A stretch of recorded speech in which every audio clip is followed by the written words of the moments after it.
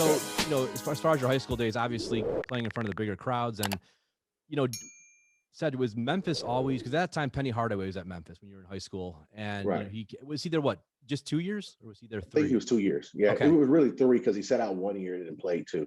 okay. Because I mean, when he came out, I'll be honest, like obviously, I mean, I knew his name, everyone did, but like I didn't know how good he really was. Like he was, I mean, people forget Well, how great Penny was. I mean, he was before yeah, his injuries, he was a stud, and he was one of the top players in the league.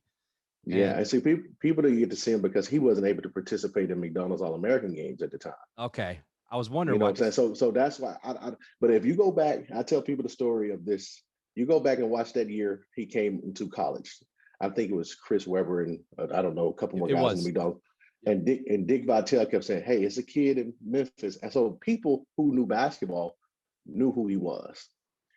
We just nobody ever really got a chance to see him because he had I think he got hurt. I don't know what it was, for whatever reason it was. No, and so nobody knew much about him. He didn't get the same publicity as the other guys at that time. Because coming out, a lot of people thought the Magic were going to go with Weber and Shaq, Yeah, together. And they took exactly. Penny, and really, that was a great decision by the Magic. Because Penny, I mean, obviously Weber was a great player and a Hall of Fame player, but Penny, previous to his injuries, was one of the top point guards in the game and one of the I star mean, players. I didn't see the Magic taking keeping Chris Webber. I just think they had to make him number one draft pick overall. But you know, I don't think I don't. It'd have been so weird to see Shaq and Chris Webber together I on mean, that team. it doesn't make any sense. You're going to feed two guys Yeah, in the it didn't post make all time. sense. No, I mean, I guess you could have it. It's not like the Twin Towers in San Antonio where they're two 7-footers essentially, and it's a little bit different because they defend different. But there, it just you're right. It wouldn't have made a lot of sense to feed those guys the entire time and have no perimeter. Right, So. right. But when he came in the league, I mean, I was a young kid then. I was in grade school, but Penny was about as good as it Yeah, he was gets. awesome. I mean, he was He was really the definitely next awesome. Magic. I know that sounds crazy, but he really was. He was that good those first couple of years. If you look at his statistics, he was a Magic Johnson type of point guard. He's a better Yes, scorer really than Magic, and yes. just an incredible player. And it's a shame what happened because I know Shaq left and then Penny got injured. But if you would have kept those two together and healthy, I have no doubt they would have won a championship. No doubt. Oh man, we talk about that a lot around here. That's a woulda, shoulda, coulda conversation. But yeah, for Yep. sure. You know, you know, that's when the era of the big guard was coming around.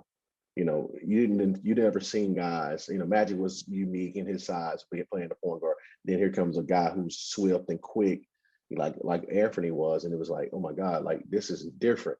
And then you saw the trend, like he was the trendsetter to what we're looking at today. You're I exactly tell right. people that all the time. That's a great point. Yeah, and he really was because back then this is going almost 30 years ago now. And Hmm. it wasn't besides Magic, like you said, and he was kind of an anomaly. Besides Magic, there was no 6'7", 6'8", 6'9" point guard who can handle like they do and who could score. And I mean, they could do everything, Right. guard multiple positions. So he Hmm. was very different for that era. I mean, I grew up in Cleveland with the smaller guards like Mark Price and Terrell Brandon, and they were phenomenal, but they were different. I mean, how could you guard Penny when he's 6'7"? You really can't. Exactly. So it's a Exactly. whole different type Whole of different monster yeah, now. it's a whole Right. different ball game. And as Exactly. you play with Brevin Knight and some of the smaller guys, and they're great players, Right. but it's just they're not going to be able to guard Penny. So No. that Exactly.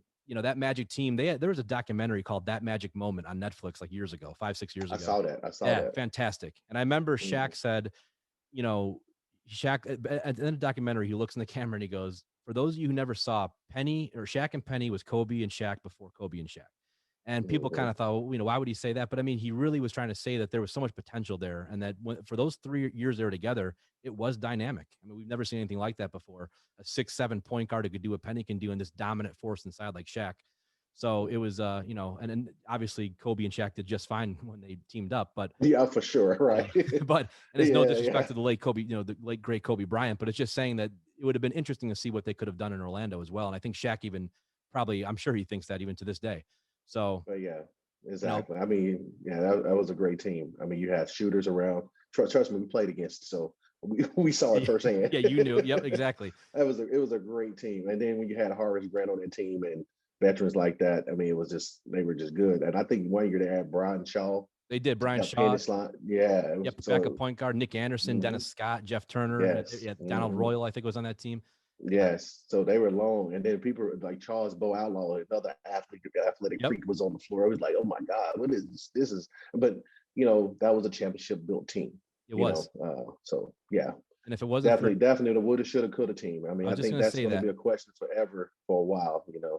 And it really wasn't for the dominance of the dream and how dynamic he was. You know, they could have won a championship that year. They were young, but Dream and those, you know, Kenny the Jet and all those guys, they were a different beast back then. I mean, Dream he's arguably, you know, one of the top 2 or 3 centers of all time. So I think Shaq learned a very valuable lesson in Well, '95. yeah, exactly. I think Shaq said it himself. He said, I respected them too much. And, you being young, I did a lot of guys that time when I first came into the league. I was like, yo, you know who that is right there? It's like, I just got through watching this dude, like, on TV, and I'm over here guarding him. So, you tend to, you get to stargaze a little bit, you get you stargaze, but then, you got to go out there and compete. But Shaq even admitted, I think he admitted in that video that he was like, oh my God, this is Hakeem Olajuwon. And he even said, Shaq goes, you know, I knew he was 10 times better than me at that time, but I didn't want to admit it to him. You know, I knew going up Right, against him. exactly. I knew I couldn't stop this guy. There's nothing you could do. No one could stop Dream. I mean, he made David Robinson, the player, defensive player of the year and MVP, look bad. So you're That not was going to one of the greatest, like, I'm gonna show you moments in the NBA. never see anything like it. They gave him. I remember they giving him the MVP awards and all the awards, and King was like, "Oh, okay, for real, Yep. all right." And he went, and it was like, "Whoa!" It was ugly, and I felt bad because David Robinson's obviously, you know, Hall of Famer, one of the greatest players of all time, and he made David Robinson and Ewing when he played Ewing I mean, he made them look bad, and that's how and Shaq. That's how great Dream was. I mean, he beat Kareem Abdul-Jabbar in a series in '86. Him and Sampson did. So I mean, talk about a guy who's beaten Hall of Fame center after Hall of Fame center in a series. And I always say Dream, I think, is one of the most underrated players in the history of the NBA. Not even close. Just from what he. I will have to agree with you on that one because he was so soft spoken. He's a soft spoken guy, so he didn't have the the commercials and the shoe deals, and he just came to work. Very, very meek guy. So that's why people forget about him, in that sense of like how good he was, because he was so quiet. He wasn't like the Charles Barkleys of the world and, just out there just loud, but, if you go back and I look at guys, I'm talking about one of the best footwork guys I've ever seen in the post. Like I've seen a lot of guys with some good footwork. Hakeem was smooth. He never got I mean, like he rarely traveled, and you start seeing guards like Kobe and these guys going to train with him. That's how good he was. Now, when you got guards going to train with a center, come on, man. Think about that.